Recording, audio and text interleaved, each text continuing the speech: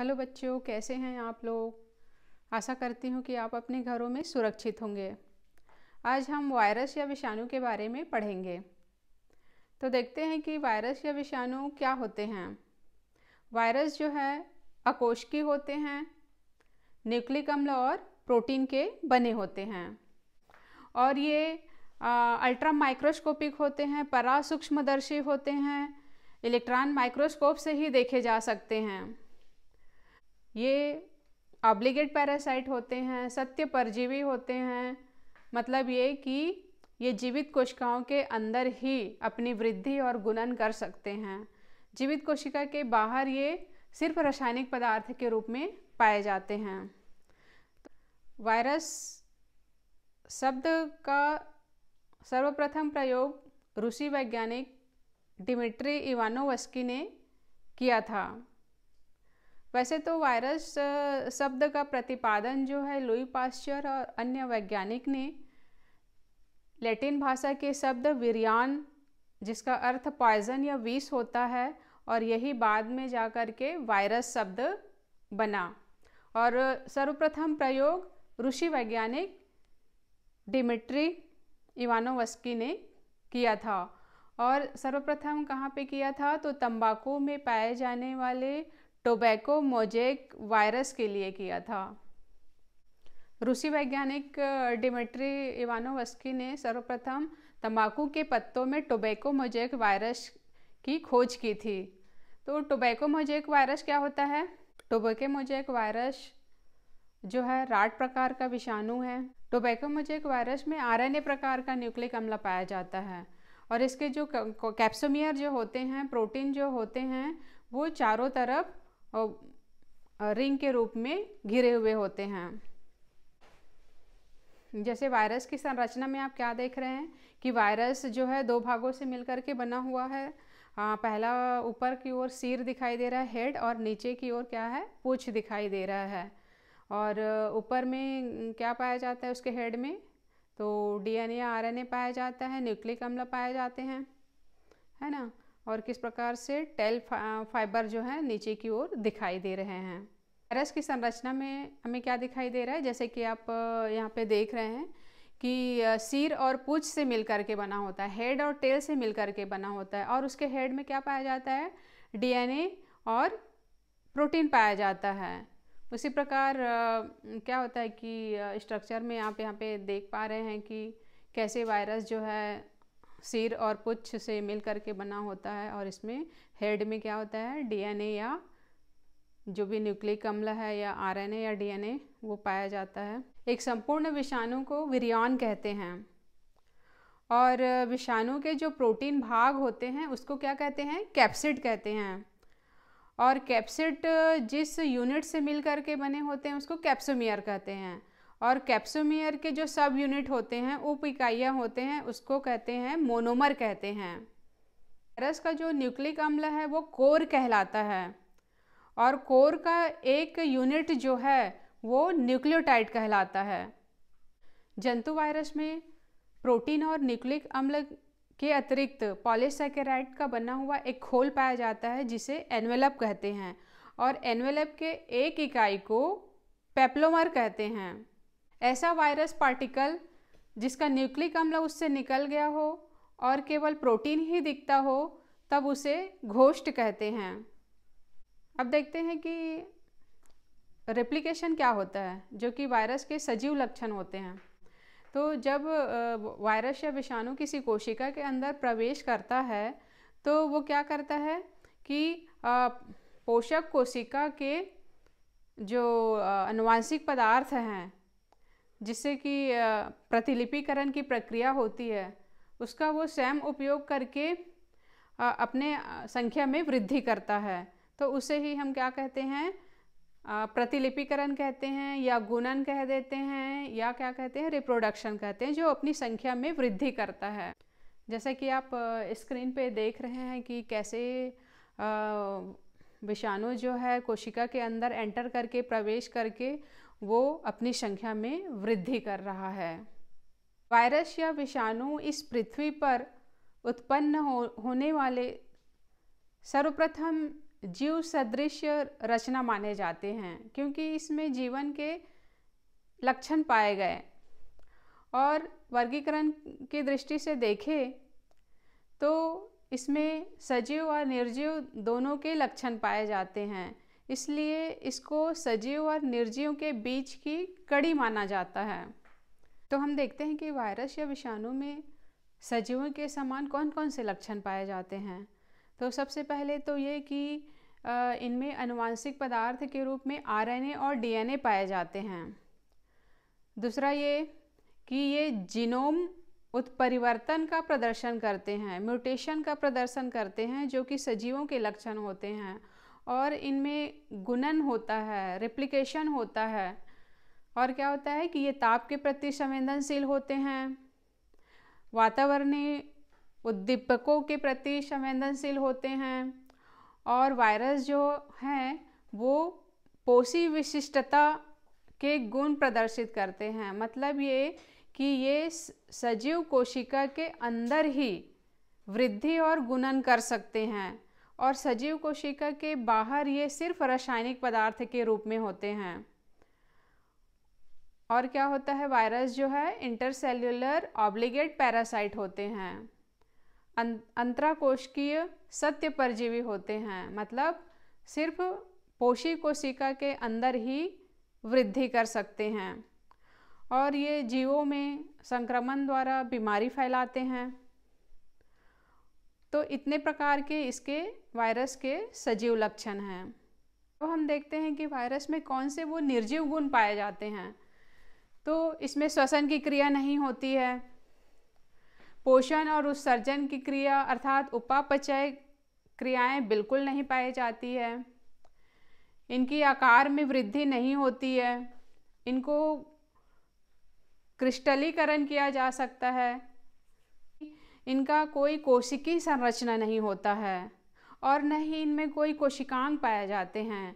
जैसे कि कोशिकांग क्या होता है कि माइटोकॉन्ड्रिया है, गाल्जी बॉडी है, ये सब इसमें नहीं पाया जाता है। श्वसन की क्रिया नहीं होती है, इनमें पोषण और उत्सर्जन की क्रिया नहीं होती है, अर्थात उपापचयी क्रियाओं का अभाव होता है, जीवद्रव्य नहीं पाया जाता है, कोशिकीय संरचना का प्रदर्शन नहीं करते हैं। इस प्रकार वायरस में निर्जीव गुण पाए जाते हैं। तो वायरस जो है सजीवों और निर्जीवों के बीच की कड़ी माना जाता है। अब देखते हैं कि वायरस या विषाणु कितने प्रकार के होते हैं। तो जैसे कि आप यहाँ पे देख पा रहे हैं वायरस या विषाणु। अब इसको हम जूम करके देखते हैं कि वो वायरस जो हैं कितने प्रकार के होते हैं।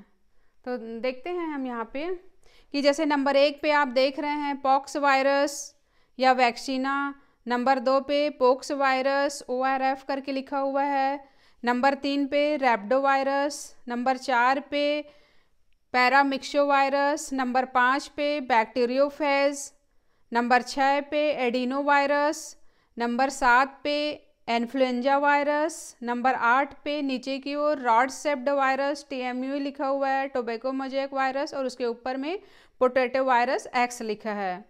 अगला नंबर पे देख रहे हैं आप क्या है, पेपिलोमा वायरस। उसके बाद alpha mosaic virus, adeno virus और हर्पीज वायरस।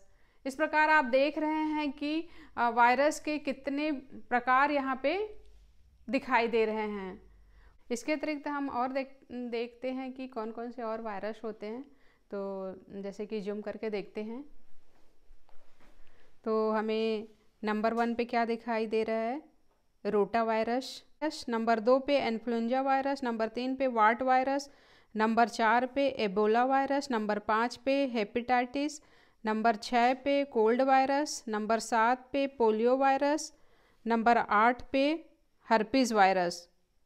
तो इस प्रकार हम देख रहे हैं कि rota virus, influenza virus, ward virus, Ebola virus, hepatitis, polio virus, cold virus और हर्पीज वायरस दिखाई दे रहे हैं। इस प्रकार हमने अभी वायरस के बहुत सारे प्रकार को देखे कि कैसे पोलियो वायरस है, वार्ट वायरस है ना, बहुत सारे वायरस को देखे। विषाणुओं के 2 प्रकार होते हैं। न्यूक्लिक अम्ल के आधार पे विषाणु जो हैं 2 प्रकार के होते हैं। पहला होता है RNA विषाणु, दूसरा DNA विषाणु।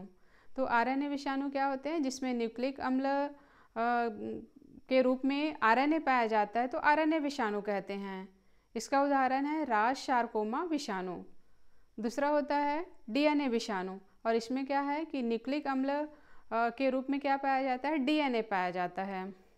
जैसे कि जंतु विषाणु है या बैक्टीरियल विषाणु है, वो डीएनए विषाणु के अंतर्गत आते हैं। संरचना या समिति के आधार पर, मतलब on the basis of structure और सिमेट्री, विषाणु जो है 3 प्रकार के होते हैं। पहला हेलिकल विषाणु, दूसरा आइकोसाहेड्रल या स्फेरिकल विषाणु, तीसरा बाइनल या जटिल विषाणु। है कि हेलिकल विषाणु क्या होता है, जो दृढ़, मजबूत या लचीले रॉड के समान जो विषाणु होते हैं उसे हेलिकल विषाणु कहते हैं।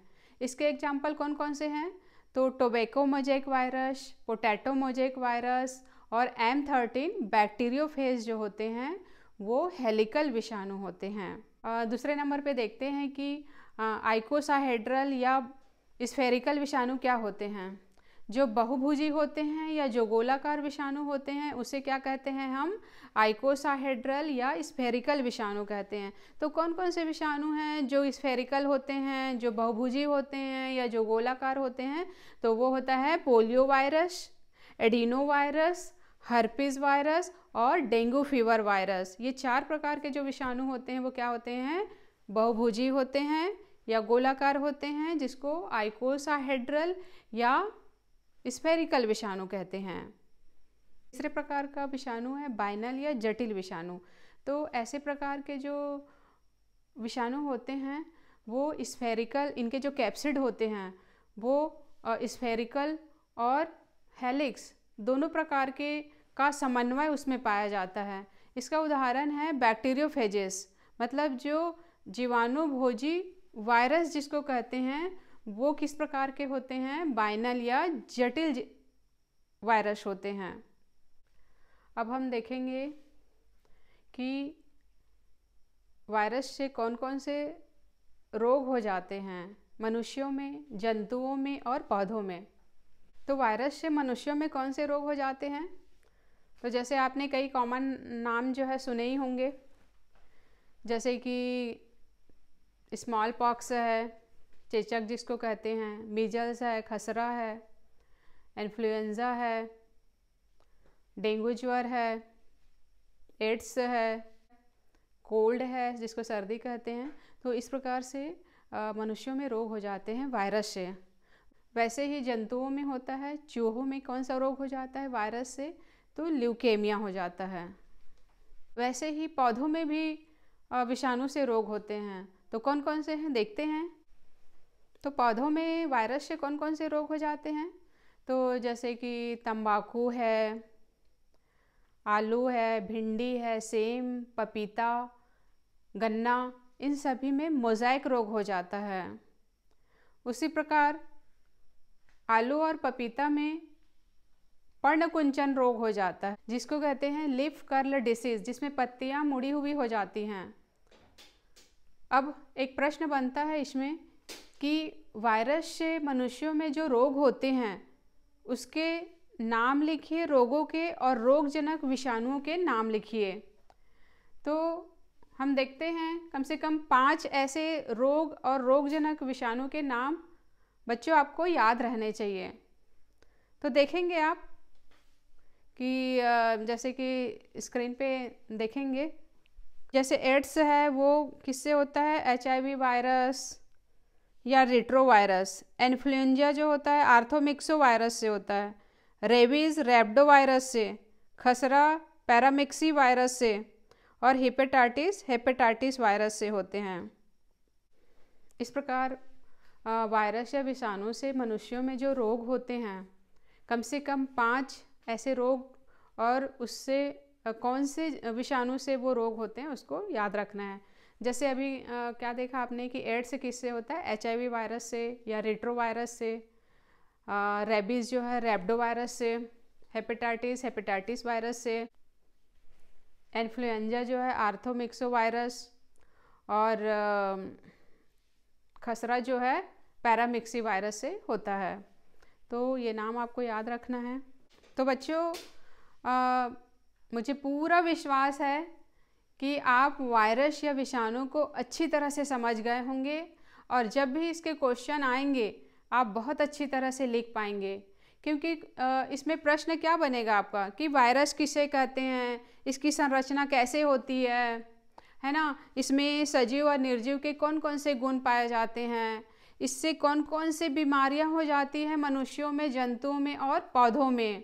बस वायरस से आपके इतने ही प्रकार के क्वेश्चन आएंगे और कौन कौन से प्रकार हैं, है ना। तो यही सब क्वेश्चन आएंगे। दूसरा एक 5 नंबर में जो क्वेश्चन आता है वो ये है कि वायरस के सजीव व निर्जीव गुणों को लिखिए, या इसी को और परिवर्तित रूप में क्या कह सकते हैं हम कि वायरस जो है या विषाणु जो है सजीवों और निर्जीवों के बीच की कड़ी है, इसे सिद्ध कीजिए। यही क्वेश्चन आते हैं। तो मुझे पूरा विश्वास है कि आप वायरस से संबंधित कोई भी क्वेश्चन होंगे उसका आंसर आप लिख पाएंगे। तो बच्चों आप वायरस या विषाणु को बहुत ही अच्छी तरह से समझ गए होंगे। अब नेक्स्ट वीडियो में अगले टॉपिक की चर्चा करेंगे। तब तक के लिए आप अपने घरों में नियमित अध्ययन करें, स्वस्थ रहें, सुरक्षित रहें। Thanks for watching.